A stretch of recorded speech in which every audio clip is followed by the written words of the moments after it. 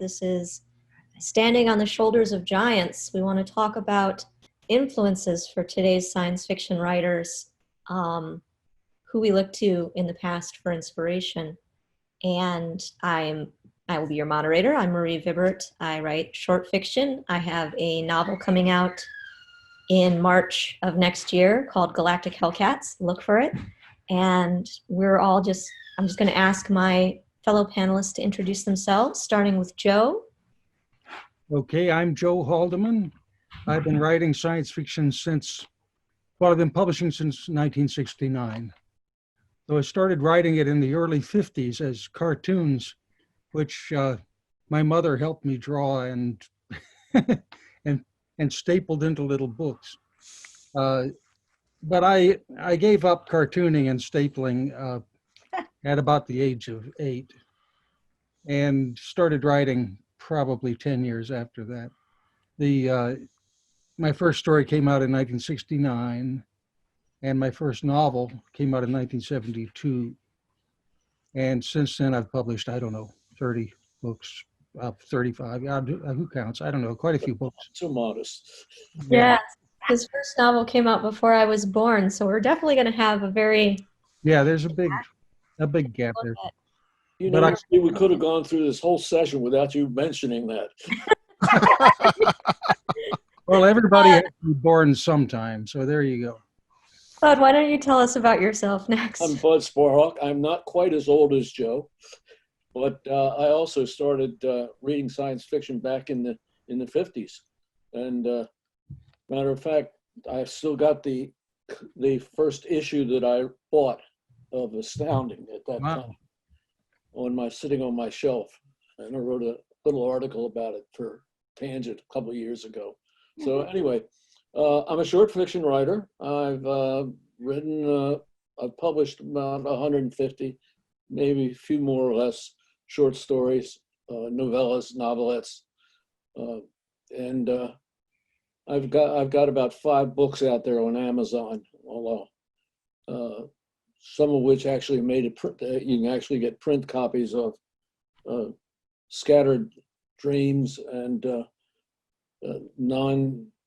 what the hell was it? Forget the name of my own book. Oh, Non-Parallel Universes. The anthology of the best short stories that I've written in the last 10 years when it was published. Mm-hmm. Cool. Steve, tell us about yourself. Or is it Steven? Sorry. It's Steven.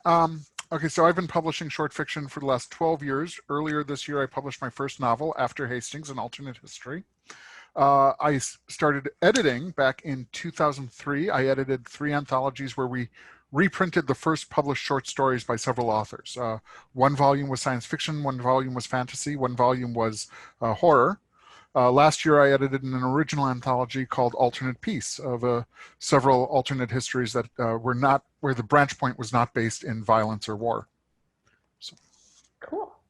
Okay. And I fall somewhere between Marie and Bud in the age range. Good. I'm not alone. I see. So, but I was born before Forever War came out.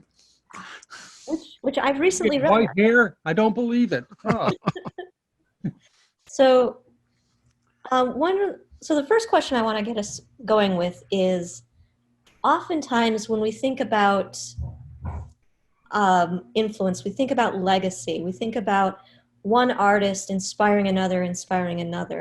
For example, like that Aerosmith wouldn't be the same without the Rolling Stones, just to date myself. And the Black Crowes wouldn't be them without Aerosmith. So can you think of some pairings of authors that you've read that you can really see the influence of one author onto the other?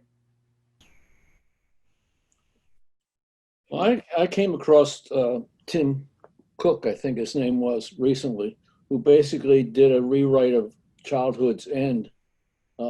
Not word for word or plot point by plot point, but the whole structure of the story and the point of the story and the philosophy in the story were pretty much the same. I started reading science fiction voraciously around 1951. Hard to believe that was 70 years ago. Oh my God. And I read everything I could get my hands on. Luckily I worked in a drugstore, and when the guy came in to put the paperbacks on the shelf, I would sift out all the science fiction books from him and buy them so I could read them at home. I ransacked the libraries in the county and city for every science fiction book they had and read voraciously. So I was back there not knowing that I was reading things in the golden age, so to speak, without paying too much attention to the names of the people I was reading, as much as to the stories, some of which I remember. I think that's true for a lot of us. Yeah. That one first The reading. ones that stand out for me as writers were first and foremost was Sturgeon. I just loved everything he wrote and liked the way he did things. Alfred Bester comes close, but no thing. And then I guess Hal Clement, as far as verisimilitude, was the top of the one. But I also read a lot of others, Poe and this young guy called Asimov, who was churning out articles in Galaxy, some other magazines. Joe, we probably share the same library. Oh, yeah. Pretty much so. You'd probably find a lot of familiar books in my library also. Yes. How many of you grew up around the Winston Juveniles? Did you encounter them? Those were well before my time. I mean, I'm aware of them. Yeah. My father used to bring them home. He traveled on business, and he would come back through Washington Airport. They didn't call it Washington International Airport. It was just an airport. But they had spinner racks of books there. And they were these, the Winston Juveniles, which were little hardcover books. Actually, we would call case-bound books, but they were sort of hardcover. And I grew up on those. My brother and I both, my dad would bring home 2 copies, one for each of us. And we'd read them and memorize them and trade them back and read them over and over until Dad came back from the next trip with another couple of books. We read them. And I looked up the Winston Juveniles on the computer earlier. And there's some crappy fucking books. Sometimes it's best not to revisit one's childhood, huh? Maybe not. But the interesting thing is, not all of them were bad. But I went through and out of this list of, I guess, 35 Winston Juveniles, I came up with 9 or 10, which I still remember reading. And a couple of them, I'd like to say, all of them are great classics, but in fact, only a couple of them would even be findable outside of a rare books collection. But I remember Earthbound by Milton Lesser and Marooned on Mars by Lester Del Rey and Battle on Mercury by Eric Van Ryn. Half of these books were written by Lester Del Rey under various names. Now I know because our careers kind of overlap. I know Lester was a super hack. He could sit down and pound out a whole novel in a couple of weeks and, just get up for coffee. And he's not a bad writer. In fact, he's written some wonderful books. Well, Joe, a few years ago, I edited two collections of Lester's writings for Nesfa Press. It's about 2/3 of his short fiction output. It's about 500,000 words in total. And if you open it up to the dedication page, there's a paragraph of names that it's dedicated to. And one of the names is my wife. because, you know, she had to put up with me. But the other 30 names or however many it is, all of them are pseudonyms that Lester used at one point or another during his career, including his real name, or, you know, what we believe his real name was. Yeah, good luck. So several years ago, I was working at a bookstore, and I was wandering back through the science fiction section, as I tended to do whenever I had a moment. And there was a father trying to get his young son, who was probably about 10, interested in reading. And he pulled a couple of books off the shelf to recommend to his son. And what he was pulling off were books by Jules Verne and H.G. Wells. Mm-hmm. And I commented to him that those books probably were not the way to get his son interested in reading science fiction, or actually reading in general, because whereas they may be classics and everything, you didn't know how good the translation was of those particular copies. And they were not written for a 10-year-old audience. The father was pulling those off the shelf because those were the authors whose names he recognized.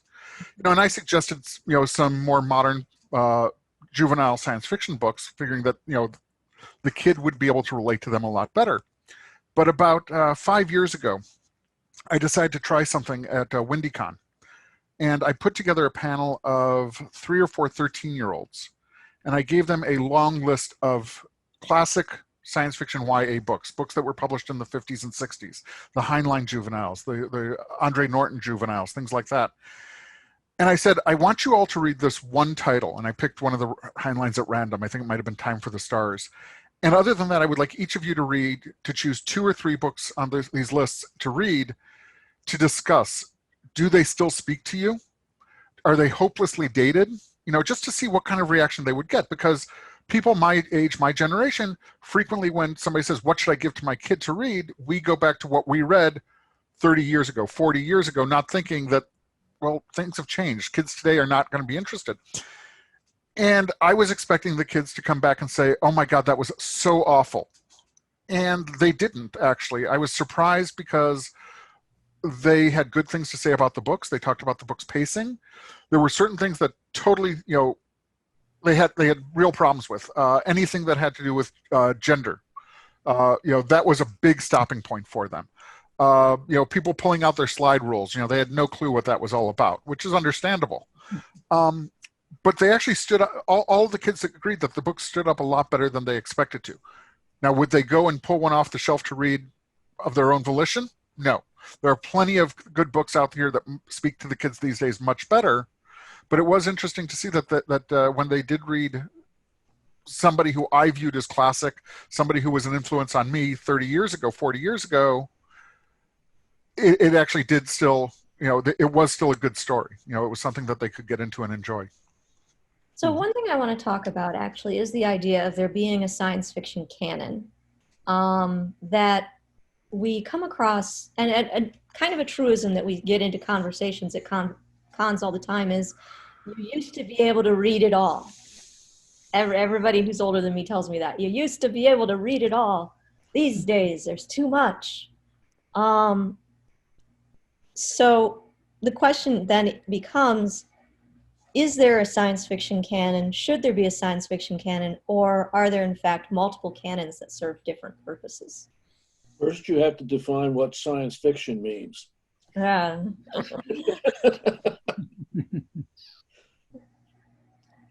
Nobody has any thoughts? Okay. Well, I believe there is a canon. Okay. But I'm quite willing to allow its edges to be amorphous. I think that anybody who writes science fiction without reading Heinlein and Asimov probably is missing something. He or she may be able to write very well and may write very good stories and may very well repeat things that Heinlein and Asimov and Clarke invented. I'm not sure, as I get old and gray and sitting on top of not only a bunch of books, but books that my students have printed and published, I become more and more suspicious of the value of originality. I think that there is a cultural originality that doesn't have to do with originality in plot and character, which I believe every generation defines for itself. You can get, the thing is, see, if you give a Jules Verne novel to a modern kid, he or she will probably get it in much the same spirit as I did, because I was reading it 50, 60 years after it was first presented to young people. And yet, you know, I remember stories like Verne and Wells, which I did not like when I was a kid. And all the adults expected me to like them, because after all, I loved that science fiction stuff. And I said, but what is this crap? I mean, it's full of polysyllabic words and turns of phrase that are archaic, although I didn't know that they were archaic. I just knew they didn't look right. They didn't look like they belonged in a science fiction book, because the science fiction books that I read for pleasure and because I chose them were written in an idiom that was developed in the mid-century. Joe, But when you said now I enjoy the old stuff. So, you know, and I did what actually destroyed me as a reader was going to college and getting a fundamentally liberal education, because I started looking for things that I wouldn't have looked for if college professors hadn't told me to look for them. They ruined me as a reader, perhaps. yeah, I think becoming a writer ruined my reading. Yeah. I started reading along, and I can't help but rephrasing a sentence that would have scanned better if he'd said this. Yeah. Or finding a word, and just getting myself involved in the art as opposed to what the writer is trying to say. So, Poetic license. That's what I want to say one thing. You mentioned the fact about originality. I think novelty is the word you were looking for, because back in the 50s and 60s, there was a lot of novelty coming out. There were things that just had never been seen before or even attempted before. Look at Sturgeon, for example, Baby is Three. Look at Alfred Bester, Star's My Destination, and other things. These were ideas that nobody had tried before, and all of a sudden they came there. Now everybody tries them. It's hard to find a plot anymore. Well, you say that, but, you know, Bester, of course, rewrote the Count of Monte Cristo. I mean, you know, it's not like he was creating things out of whole cloth. I want to get back to what Marie asked about canon for a second. And I'm kind of trying to formulate this as I'm saying it. So I'm probably not going to say it in the best possible way. So I think that there is definitely a canon, but I don't think it matters anymore. You know, there is the canon that was developed in the 30s, 40s, and 50s, mostly in the 40s, 50s, and early 60s, that a lot of people came up. It was the era where you could read everything that was being published, or almost everything that was being published. So everybody had a common language. And then when the next generation came along, a lot of their books were in response to that initial canon. Mm-hmm. So for instance, Joe, you wrote The Forever War, which I think is a response to Heinlein's Starship Troopers. No, I hadn't read it. Okay, that's actually that actually plays into a few things that I was going to say, which is a lot of people have read John Scalzi's Old Man's War and have compared it to your Forever War, which I think John also has said that he did not read prior to writing his book. But, you know, the ideas of the canon did carry over to the next generation. And we're now, let's say, 3 writer generations beyond where that canon was set. And so the people who are writing today don't necessarily have the canon as things that they read in a formative time, but they've read the people who were influenced by the canon, or read the people who were influenced by the people in the canon. So that canon was established at one point, and it's passed down, and it's morphed over time. So you're still getting echoes of the canon, but you don't necessarily have to go back and read Foundation or Childhood's End or Starship Troopers or whatever works from the canon to understand what you're reading now. or to write something in response to the canon, you don't actually have to have read the canon if you're writing, because you're not necessarily writing in response to the original work, but you are writing probably in response to works that were influenced along the way by it. I really like that idea of sort of memes of, tropes. We talk about tropes, we talk about memes, we talk about distinct units of story that pass down through generations. Nobody's questioning what you mean when you say there's a starship these days. It's like, well, what kind of starship are you talking about? Right. And I want to talk a little bit about high versus low art too, because I think we keep coming close to that question when we talk about being influenced by Wells and Verne or being influenced by Heinlein and Asimov. But also, like, I was thinking, like, if people asked me what am I inspired by, right? I would want to be able to say, well, Borges, right? But I'm really going to have to admit MTV, because most of my story ideas budded when I was a teenager watching music videos and going, ooh, look at that cool post-apocalyptic with the guy with his hair up and the car that comes in. I'm going to write that. So I want to ask each person to pick your lowest brow influence to share with the panel. This is a shame-free world. I just said music videos. For anybody the name two people in the audience will recognize is Stan Freeberg. Yeah. Us old guys all know that. Yeah. When years ago, my wife came when we were dating, my wife came into my apartment and I was watching an old videotape, and she sat down and watched for a few moments and said, I now understand your sense of humor so much better. I was watching old episodes of Rocky and Bullwinkle, which ties into Stan Freeberg, although he didn't work on the show. Cool. Any thoughts, Joe? Well, I mean, you already started us off in a way with the juvenilia, huh? I think Rocky and Bullwinkle are not part of my universe. I mean, I was aware of Rocky and Bullwinkle through other people's children. It always seemed kind of silly for me, but that's okay. I mean, kids can have their stuff.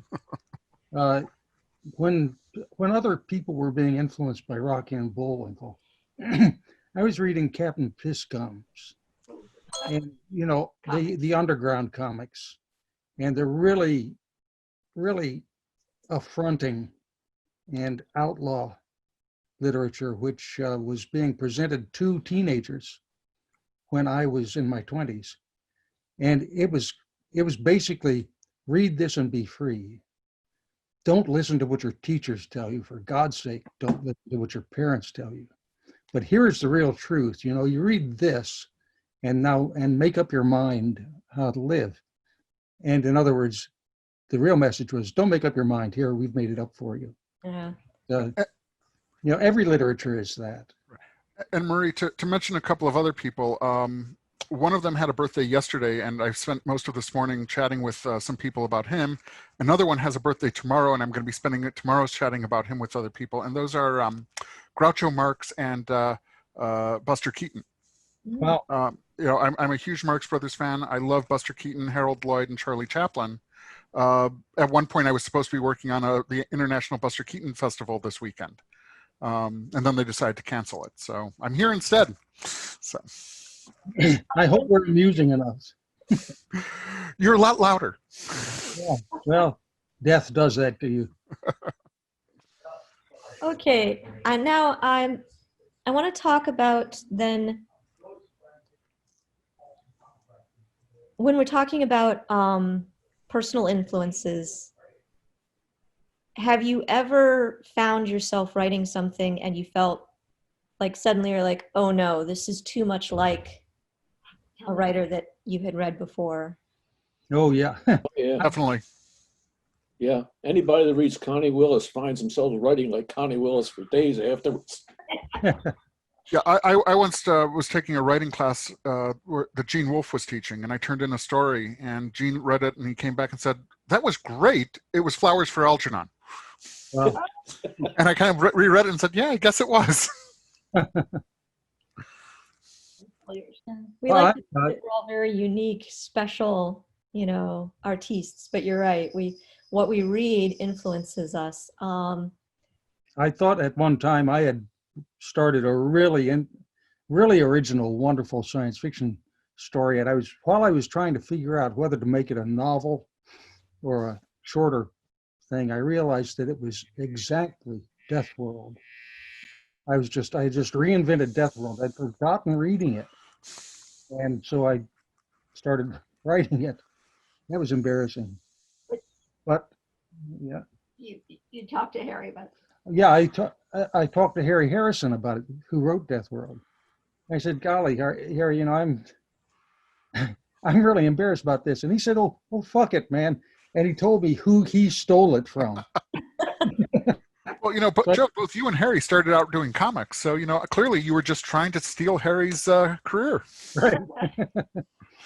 Or maybe there were comics that you read in common that you didn't remember that influenced you both in the same way. So who knows? The question that I have is that if works exist in conversation with previous works, is it such a bad thing to rewrite Death World? Would it really have been the same novel, or wouldn't it have been a different angle on it? Worth, You would. I mean, I don't know. Well, Homer rewrote oral tales that people had been hearing for generations when he smote his bloomin' lyre and wrote about the ancient heroes. I think that you know, my generation grew up believing in Jungian archetypes and believing that there are stories that are organic to the civilization that you grow up in. And it may just be a specifically early 20th century way of saying, well, there are these stories that are just inside us. And whether the gods gave them to us or Jung and Freud gave them to us doesn't really make much difference, but it's something that every generation discovers. Yeah, several years ago, Pat Murphy wrote a trilogy of books. The first one was called There and Back Again. There was also Wild Angel, and another one was Adventures in Time and Space, in which she rewrote, the first one, There and Back Again, she rewrote The Hobbit as a science fiction novel. Wild Angels was a rewriting of Tarzan of the Apes as a science fiction novel. So, you know, she very much was rewriting works that, you know, and you couldn't miss it. I mean, obviously the title of There and Back Again kind of gives it away that it's The Hobbit. But even without the title, you could not miss that she was doing all the beats, and it was essentially a retelling of The Hobbit. But because of the different setting and because of your previous knowledge of The Hobbit, it worked in a very different way. And as you said, in conversation with the past. Yeah, Maureen McHugh famously mentioned that she wrote her novel Necropolis as a reaction to Tanith Lee's Silver Metal Lover, where she was like, in Silver Metal Lover, this girl gets a perfect android boyfriend and it makes her a better person. And Maureen said, well, that's not going to happen. You know, she was like, it would actually make you a worse person to have this, you know, perfect helpmate. So what do we think about negative influence, about works that are actually fighting against previous works or subverting them? Can you think of a good example of a story that you wrote or that you read that was clearly antagonizing a previous story? Well, I should have sent these questions out ahead of time. I think much of your work is in antagonism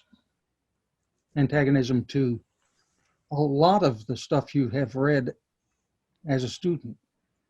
And I say student in the largest sense of the word, because as you're learning to write, you're reading other writers and you're thinking, well, you know, that wasn't quite right. Mm-hmm. Or just without even formulating, without verbalizing your dissatisfaction with the other writer, it's there in the back of your head. You say, well, I can do that better. You know? Yeah, James Hogan once commented to me that his first novel was written because he had read 2001 and thought that it was utter crap and that anybody could do it better. And so he set out to do it better. And yet he's such a pleasant person. So, that's definitely an example of what you were talking about. And his whole career was based on that, coming off of attacking Arthur C. Clarke's book. I used to wonder if the blank pages at the back of a paperback were so you could rewrite the ending if you didn't like it. Very occasionally, a writer will write something, and another writer will respond to it by writing something that makes the opposite point. Yeah. And sometimes there's a tertiary level on this where other people pitch in on this battle. And it's hard to really find because it usually stretches over several magazines in short stories, so over several magazines and over a rather long time span because of the delay. I mean, the story that incites you to write something in opposition was written probably 6 months to a year beforehand and had to go through all the editorial process and so forth. So what you write is not going to appear until more than a year after you finish the thing, or I should say after it gets accepted. So it's hard for somebody that's not sensitive to it to not link the two. Yeah, I imagine that you could do a whole anthology of stories that have been written in response to the cold equations. I wrote one. So exactly, everybody's written a response to that because it's a great story, but it leaves you with so many. But what if this happens? How about this? And I imagine it would be a pretty thick anthology too. I wonder if I can convince Tony Weisskopf at Bain to back that. Yeah, but in fact, the idea of the cold equations informs a whole generation of science fiction, not just short stories, but novels. I mean, this attitude, the anti-technological attitude implicit in the story is so wonderful that you've just got to recycle it. I mean, steal it. It's an homage. Yeah, keep forgetting that word. So we're at about the halfway mark, and I want to make sure that we have time for questions at the end. So I'm going to give the funnest question last, which is to list your personal influences that in your writing. Who do you think has most influenced your style? For me, I can cheat because I joined the writing workshop when I was 16 with Mary Terzillo and Jeff Landis, so I can just say they're my mom and dad, and I'm like them. Well, you're my granddaughter then. I taught Jeff all he knows. And Mary. And Mary. I think the most influential writer on me was myself 10 years ago. Yeah. Because I look at what I wrote then, and the voice is the same, but there's more attention to style in my later stuff. There's almost a break point, I think. I think 9/11 was the break point. What I wrote after that was different in style and substance. For me, there's some Sprague de Camp in there, some Mark Twain, I like to think. A historian named E.A. Thompson. I'm sure that Harry Turtledove has leached into my writing at some point. So a little bit from here and there. And as Bud said, I try to create my own style and my own way of writing. Nobody. If I'm just rewriting, writing the way somebody else did or trying to emulate somebody else's style, there's no need for me. You don't need me to interpret somebody else. Right. It's often said that it's important to read the genre you're writing, and I think it is true, certainly especially when you're a beginner, because you don't want to repeat tropes that you don't realize are stale already. But what about reading outside of genre? And yeah, that's the point I would like to make. That you've got to break outside of your genre as a reader if you're going to grow as a writer. It seems to me that you can become too expert inside a genre and your very expertise hems you in, because you see that in other writers, and you may or may not say, well, I've got to watch out and not do that myself. But I know the whole Galaxy, Astounding, Heinlein, Asimov, Clark, this whole wonderful gang of guys who were my godfathers. I had to break away from them big time. And I broke away through American and English literature, not through commercial writing at all. And I did it, I think, through osmosis. I mean, I had read millions and millions of words of science fiction and fantasy, really, literally millions, before I started to think about writing actual, quote unquote, actual literature. And basically, I, like a lot of people, this was the battering I got from a liberal education, because I had to read Dostoevsky, who I never would have read on my own. And I had to not just read him, but I had to study him and write a paper and do this and that and the other thing. And then I had to go through the nightmares of trying to put myself in the author's place and try to understand what made him. Something made him write that the way something makes me write what I'm writing. But the I thing, blame their winters in Russia, to be Now, honest. I've got to say, I did Yeah. not fully understand Dostoevsky until I visited St. Petersburg. Actually, at the time it was Leningrad in December. well, I grew up, And that drove it home. yeah, I grew up in Alaska. And when I visited St. Petersburg, it was home. You know, it didn't bother me at all. I loved it. And I could see where Dostoevsky came from, because all that horror is also a kind of terrible beauty that you either love or don't. Mhm. But I never, I lived in Alaska for only 3 years and have been going back ever since, because you can't escape it. How about you, Bud? Do you have any thoughts on reading outside of genre? I mostly read nonfiction outside of the genre on there. I find that I can't take the intense present tense, I guess, of modern literature. Other thing is, I don't know if it's age creeping up on me or so what, but I'm finding there's a shift in short stories, especially the super short stories that are flash fiction that are coming up. These are stories that have no structure or plot to them. They seem to be a description of an instant of time, of a lifetime or something like this. And you get to the end and you say, so what? You know, why didn't he finish and write chapter 2, chapter 3, chapter 4? You know, because I come from the era where you basically opened with a gunshot.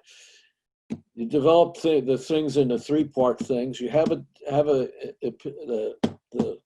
come to the conclusion, and then you have the denouement to get off the stage gracefully. And that's the pattern for all short stories. And when I run up against somebody that isn't following that pattern, immediately the antenna go up and I say, yeah, what are they trying to prove here? What are they trying to say? And so many modern critics and readers would look at stories that satisfy your criteria and say, what's this? Is this even fiction? Yeah. It's trite, it's dated. Well, I tell you, it's dated, but it's dated, but that doesn't mean that it's false. Right. The great statement about writing fiction that I came across when I was just starting to teach was Raymond Chandler. And Chandler, the great detective and short story writer, who also wrote wonderful serious fiction. But he said, when your story starts to lag, have somebody walk through the door with a gun in his hand. I thought, hey, that will certainly work for the next couple of pages.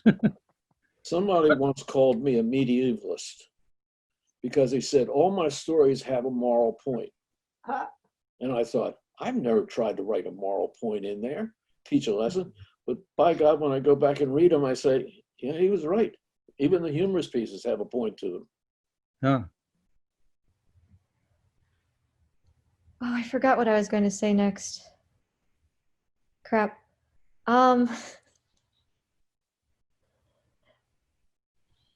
We were talking about reading outside of genre and literature and writing. How about, but something that Joe said about Alaska, and it sounded to me like for you, one of your greatest influences as a writer is actually Alaska. Environment, yeah. Yeah, I could say that, you know, Cleveland is very important to me. I grew up in Cleveland. I still live here, and many of my stories either end up taking place in the Midwest or, you know, on an alien planet that's shockingly Midwestern. Can anybody else, Stephen, can you tell us about a non-writing influence on your writing? Yeah, sure. Like you, I'm a Midwesterner. I grew up and still live in the Chicago area, so that definitely has an influence. But I also spent time, I studied in a small village in the United Kingdom several years ago. And that village is home to me. You know, the way Joe said he keeps going back to Alaska every year, I would, or, you know, every now and then, would keep going back here if I had the chance. I've only been back a few times, but honestly, there's a huge picture of the place on my wall above my computer. You know, I took the village that I lived in, which was around 1,000 years ago, which is the setting of my novel, and there are a couple scenes set in that village 1,000 years ago. And it's worked its way into some of my other works also, because it's a place that feels like home. About 3 years ago, I took my wife there and it was my first time back in literally 30 years. And we had been dating when I was there before. She was back here in the States and has been hearing me talk about this place for the last 30 years. And after I gave her a tour of the village, she looked at me and said, you know, I've got to say, it lives up to all of the hype from the past 30 years. So clearly, you know, it was really special to me, but she understood what that was when she actually visited and got to see it directly through my eyes. Mm. How about you, Bud? Is there a place or something in your life that influences your writing?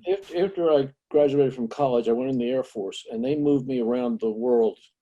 I think every 2 years I had a new place, and I had to drag my family with me.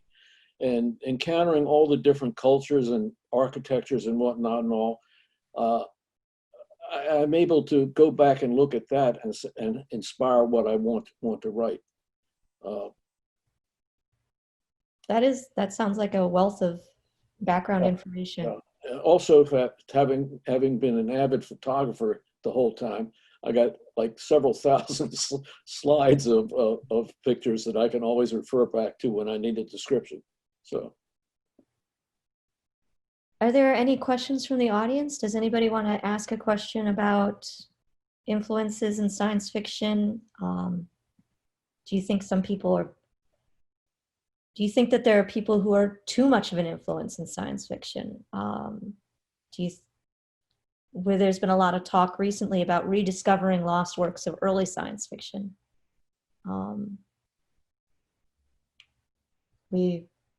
Talking about rediscovering lost works of early science fiction, and sorry, I should not have started this thought because the name of the author just completely went out of my head. A few years ago, I read a collection of short stories by the first woman to publish science fiction under her own name as a woman. Claire Winger Harris. Thank you. Yes, Claire Winger Harris. 1926. Right. And a few years ago, a collection of all of her stories was published, and there are about a dozen of them. And one of the things that I found amazing was, first of all, they were very well written. They stood up to, you know, the passage of 80 years very well. And she hit just about every trope or theme that we think of as being science fiction. She had the time, like a Planet of the Apes story in there. I mean, it's right. Planet of the Apes from 1930.